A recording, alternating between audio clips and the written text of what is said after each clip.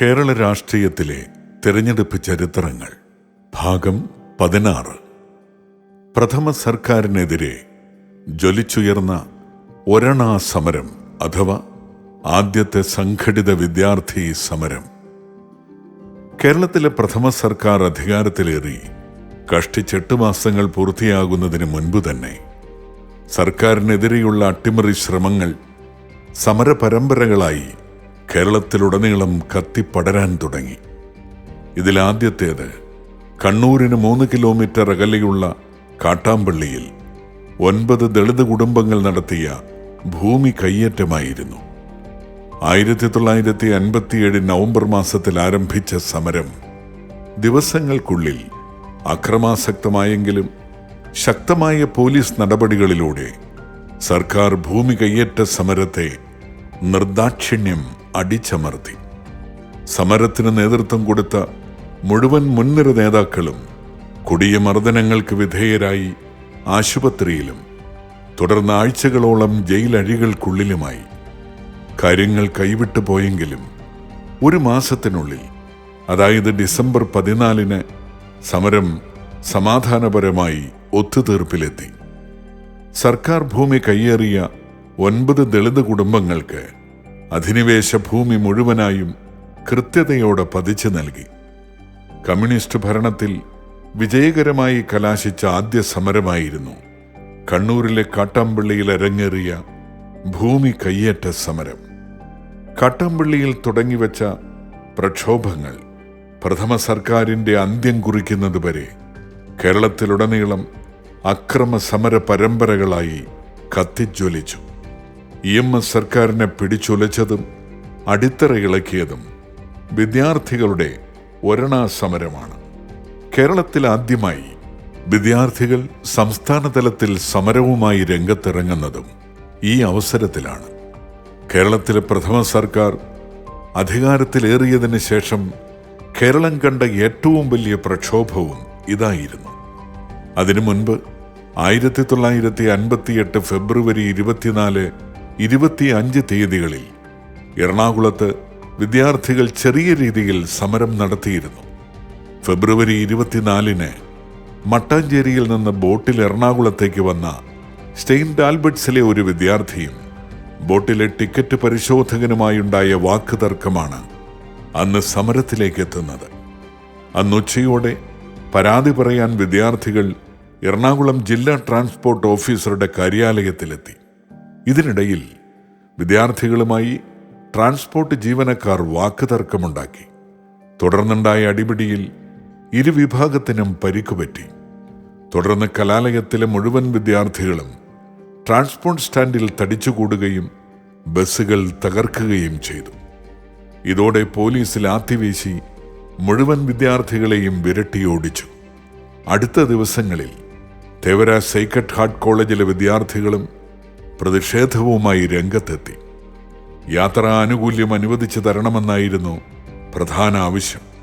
ഇതേ തുടർന്ന് എറണാകുളം ജില്ലാ കളക്ടറുടെ നേതൃത്വത്തിൽ ഉയർന്ന ഉദ്യോഗസ്ഥരുമായി നടത്തിയ ചർച്ചയിൽ ആനുകൂല്യങ്ങൾ അനുവദിക്കാമെന്ന് വിദ്യാർത്ഥികൾക്ക് ഉറപ്പ് ലഭിച്ചു.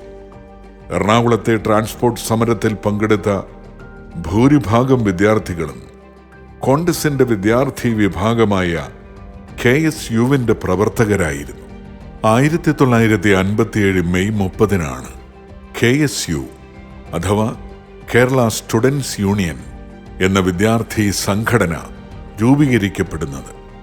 20 വയസ്സുകാരനായ കോട്ടയം കുറവിലങ്ങാട് സ്വദേശി ശ്രീ MA ജോണായിരുന്നു KSUവിൻ്റെ സ്ഥാപക നേതാവ്. പിൽക്കാലത്ത് KPCC പ്രസിഡന്റും MLA-യും MP-യും കേന്ദ്ര സംസ്ഥാന മന്ത്രിയുമൊക്കെ ആയിത്തീർന്ന 19 വയസ്സുകാരനായ ശ്രീ MK രവീന്ദ്രനായിരുന്നു KSUവിൻ്റെ അമരക്കാരൻ. രവീന്ദ്രൻ പിന്നീട് കേരള രാഷ്ട്രീയത്തിൽ വയലാർ രവി എന്ന പേരിൽ അറിയപ്പെട്ടു. ഒരണാ സമരം ആരംഭിക്കുമ്പോൾ KSUവിന് 1 വർഷവും 2 മാസവും മാത്രമായിരുന്നു പ്രായം.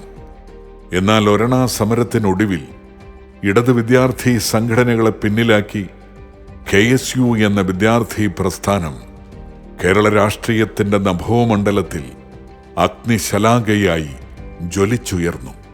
കുട്ടനാടായിരുന്നു ഒരണാ സമരത്തിന്റെ പ്രഭവ കേന്ദ്രം. ഇടത് സർക്കാർ അധികാരത്തിൽ വന്നയുടനെ കുട്ടനാട്ടിലെ ജലഗതാഗതം ദേശസാത്കരിച്ചു. അതോടനുബന്ധിച്ച് ജലഗതാഗത കോർപ്പറേഷനും രൂപവൽക്കരിച്ചു. അന്നുവരെ ഒരണ, അതായത് 6 പൈസയായിരുന്നു കടത്തുകൂലി. ദേശസാത്കരിച്ചപ്പോൾ വന്ന ബാധ്യതകളും ചെലവുകളും മൂലം കടത്തുകൂലി ഒരണയിൽ നിന്ന് 10 പൈസയായി വർദ്ധിപ്പിച്ചു. കുട്ടനാടിനെ സംബന്ധിച്ചിടത്തോളം അവരുടെ ദൈനംദിന ജീവിതത്തെ സാരമായി ബാധിക്കുന്നതായിരുന്നു ബോട്ട് യാത്രാ നിരക്ക് വർധന. നിരക്ക് വർധന കുറയ്ക്കണമെന്ന് വിദ്യാർത്ഥികൾ ഒന്നടങ്കം ആവശ്യപ്പെട്ടു. ഇതോടനുബന്ധിച്ച് 1958 ജൂലൈ 14 വിദ്യാർത്ഥികൾ അനിശ്ചിതകാല പഠിപ്പ് മുടക്ക് സമരം തുടങ്ങി. ആലപ്പുഴ, പുളിങ്കുന്ന് ഭാഗങ്ങളിലായിരുന്നു സമരത്തിന്റെ തുടക്കം. സമരത്തെ പരാജയപ്പെടുത്താൻ കേരളത്തിലെ കമ്മ്യൂണിസ്റ്റ് പാർട്ടിയും സർക്കാരും ആഹ്വാനം ചെയ്തു. അതോടെ വിദ്യാർത്ഥികളും പോലീസും നേർക്കുനേർ ഏറ്റുമുട്ടാൻ തുടങ്ങി. കല്ലേറിലും ലാത്തിചാർജിലും നിരവധി വിദ്യാർത്ഥികൾക്കും പോലീസുകാർക്കും ഗുരുതരമായ പരിക്കേറ്റു. അതോടെ കുട്ടനാട്ടിലെ വിദ്യാർത്ഥി സമരം എറണാകുളം, കോട്ടയം ജില്ലകളിലേക്ക് വ്യാപിച്ചു. സർക്കാരിന് പലയിടങ്ങളിലും 144 എന്ന നിരോധനാജ്ഞ പ്രഖ്യാപിക്കേണ്ടി വന്നു.